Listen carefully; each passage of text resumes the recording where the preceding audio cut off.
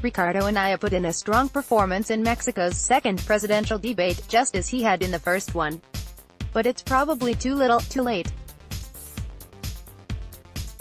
People watched Ricardo Anaya during the second presidential debate, inside a restaurant in Tijuana, Mexico, on May 20th, in Sunday's nationally televised event. Anaya, the main challenger to leftist frontrunner Andres Manuel Lopez Obrador, delivered another win, according to local analysts. He called out inconsistencies in his rival's platform, and even provoked Lopez Obrador into losing his cool. But time's running out for the 39-year-old Anaya, who heads a left-right coalition, to close a poll deficit that stands at 18 percentage points, according to the latest Bloomberg tracker. He performed strongly in the first debate April 22 too, but the resulting bounce in popularity proved short-lived. With 6 weeks left before the election, some analysts say Anaya is failing to consolidate the anyone but AMLO vote that offered his best route to victory. The challenger's biggest mistake, according to political scientist Carlos Bravo, was burning bridges with the ruling PRI party, whose candidate is running a distant third. Who's ahead in Mexico's election? For Bloomberg poll tracker, click here. Andres Manuel Lopez Obrador speaks ahead of the second presidential debate in Tijuana, Mexico, on May 20th. Anaya needed to distinguish himself from the highly unpopular President Enrique Peña Nieto, in order to have any chance against Lopez Obrador. But he took it too far by vowing in his campaign to do everything in his power to investigate Peña Nieto and his PRI colleagues for corruption, says Bravo, who teaches at Mexico City's Center for Economic Research and Teaching. Mexico law limits presidents to one 6-year term. He pushed things too far. Bravo said.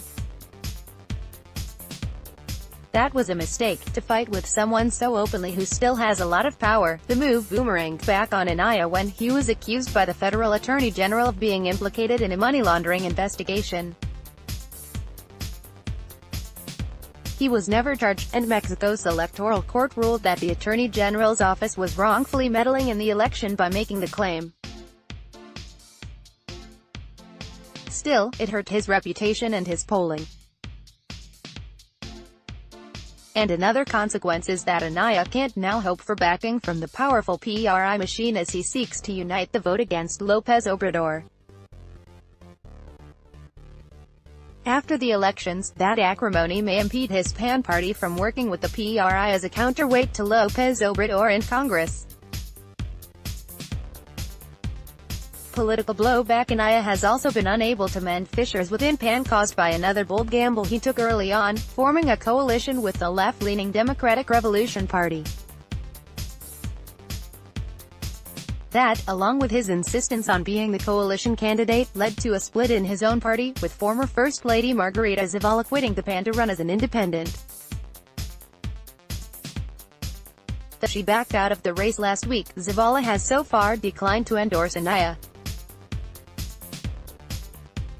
His campaign has also been criticized for lack of organization. He only recently appointed a campaign chief. Anaya at least has shown in the debates. Last night his goading spurred Lopez Obrador, whose temper has got him into trouble in the past, into name-calling.